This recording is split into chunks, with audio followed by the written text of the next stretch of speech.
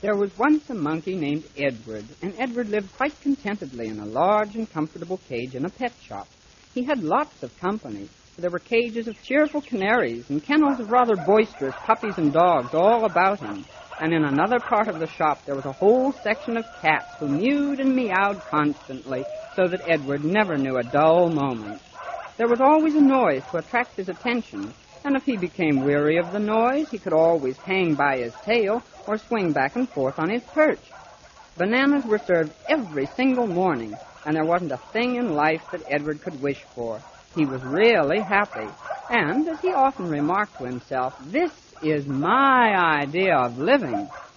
One day, when Edward was feeling particularly pleased with his own little life, he was gazing out of the pet shop window and trying his level best to look sorry for the poor human beings who bustled back and forth along the street. While he was thus occupied, his very alert ears caught the sound of music, and when it came closer and into view, his alert eyes discovered that it was a grind organ. Edward was only mildly interested until he looked a little closer and discovered that there was another monkey dancing about the grind organ. And then Edward's heart stood still. For the very first time, he felt a little twinge of envy, and for the very first time, he got the notion that his life mightn't be the best possible sort.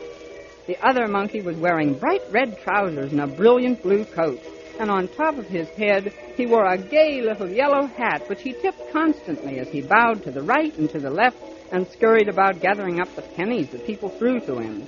Now, Edward hadn't anything so fine as blue trousers or red coats, and with all of his heart he wanted a little yellow hat, and he wanted one exactly like the hat on the other monkey. When the music stopped, the other monkey came right up to the pet shop door and walked in. Immediately, all the canaries began to sing, and the puppies and dogs to bark, and the cats to mew and meow, because they all mistook this new monkey for a customer who might possibly give them a home. Edward sort of passed the word along in a polite whisper that it was just another monkey, and the chirping and barking and meowing quieted down. Then the dressed-up monkey walked right up to Edward's cage, tipped his gay yellow hat, and said, "How do you do? My name is Winston, and I'm very prominent in the grind organ business. I was just passing and thought I'd drop in to introduce myself. Now, if you will give me a penny, I will turn a somersault for you. And if you should have as much as a dime to give me, I will let you have one of my autographed picture postcards done in 3 colors with your fortune written on the back." Edward bowed low, just as he had seen the other monkey do, and answered, "My name is Edward, and I'm not in any business at all. I don't know what a penny is because I've never had one. I don't know what a somersault is either, nor whatever else it was that you mentioned. However, I have just received my daily supply of bananas, and I would be delighted to share them with you." "Boy, oh boy, bananas!" cried the monkey named Winston, whereupon he climbed right up and into Edward's cage. The 2 monkeys had breakfast together, and Winston gobbled his food so that he got twice as much as Edward. And when the bananas were all gone, Winston hung by his tail and talked of his life and his adventures in the grind organ business. "Eddie, my boy," said Winston, "I don't know how you stand living in this cage, nor why you do it. A monkey with your personality and charm should be out in the world. It's easy enough to get along. All that you have to do is imitate the people that you see, and you'll be a great success." At this point, the grind organ began to play, and Winston leaped to his feet. "Oh, dear," he said, "my assistant has gone back to work, and I must go and keep an eye on him. If I don't, he may make off with some of the pennies. This has been charming. Thank you so much, and goodbye." Then he dashed away, leaving Edward so discontented with his own little life that he could have wept. Shortly after that, a grave-looking gentleman came into the shop, and as he strolled about looking at the dogs and the cats and the canary birds, he would take off his hat, fan himself a little, and put his hat back on his head. Edward watched him closely, and when he came to Edward's cage, he did the same thing. Immediately, Edward picked up his banana dish, put it on his head like a hat, took it off, fanned himself a little, put it back on his head, and made a face. The grave-looking gentleman laughed right out loud and said, "How much is this monkey?" Well, to make a long story short, The grave-looking gentleman bought Edward and took him home to live with him. Edward was pleased and proud. In fact, he was so pleased and proud that he didn't mind in the least when he discovered that a grind organ was not included with the grave-looking gentleman.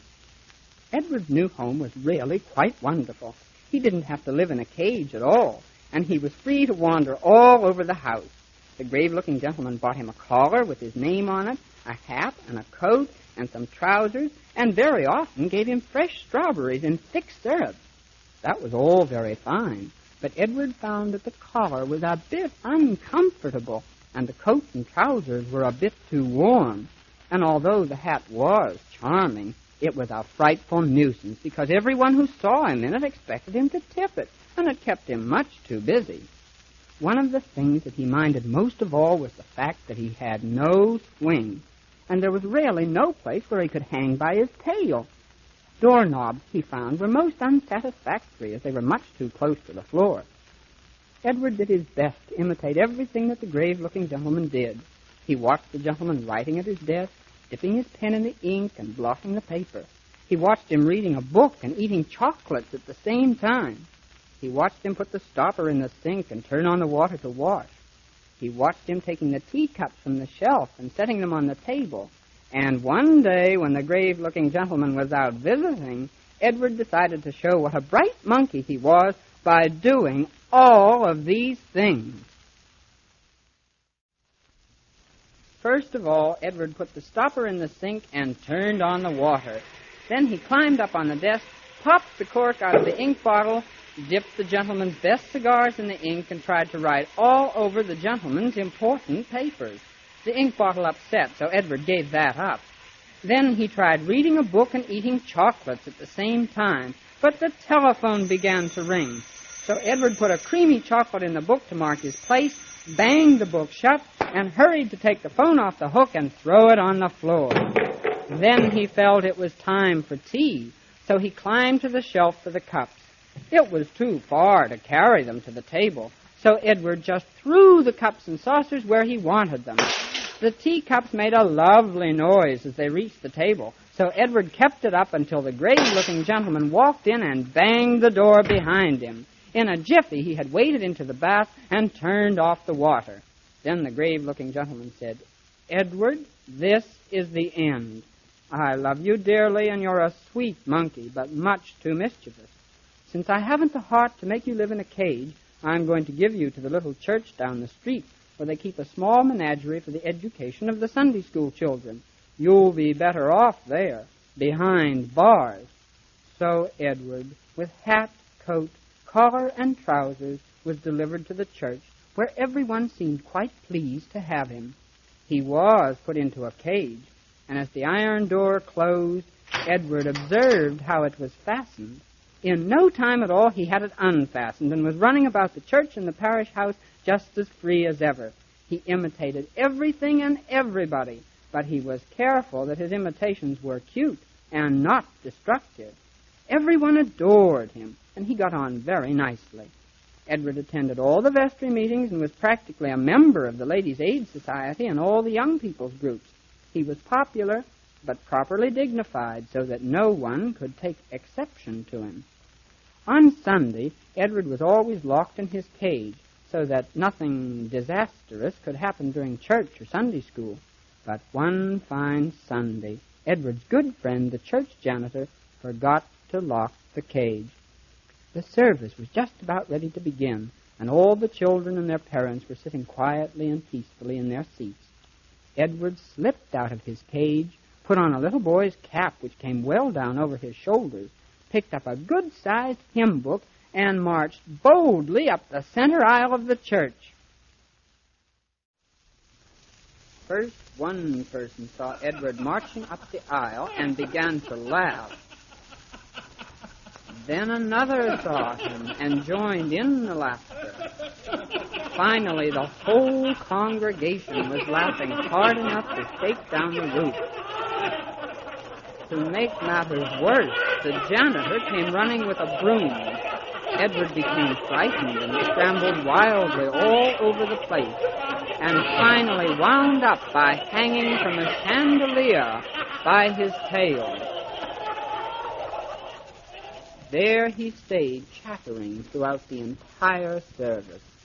When it was all over, and the clergyman had coaxed Edward back to earth, he said, "Edward, this is the end. You're a sweet monkey, and we love you dearly, but you're much too mischievous. Church is not the proper place for monkey shine, and I'm afraid it's the zoo for you." Edward felt crushed, of course. He had tried so hard to be successful by imitating everyone he saw, but it really hadn't worked. With all of his heart, he wished that he were back in his old cage at the pet shop. But in due time, he was stripped of his fine clothes and collar and taken to the zoo. To his great surprise, he found that it wasn't half bad, and really much nicer in many ways than the pet shop. There were lots of other monkeys to play with, and the grave-looking gentlemen and the people from the church were most awfully kind about visiting him on Saturdays and Sunday afternoons and bringing him choice tidbits to eat. Gradually, Edward settled down and found that he was really more contented than he had ever been in his life. One day, his alert ears caught the sound of a grind organ, and along came Winston, that old performing monkey. "Why, Eddie," cried Winston, "are you still in a cage?" "I certainly am," said Edward, "for I've discovered that it's much better for me to be a dignified, natural monkey than to waste my life imitating a bunch of people who regard me as a clown. I may not be much, but I'm true to myself, and after all, what else is there in life but that?" Winston didn't answer. He just sort of tugged uncomfortably at his leather collar, looked a little bit wistful, and went on tipping his hat to the right and to the left as the grind organ moved away.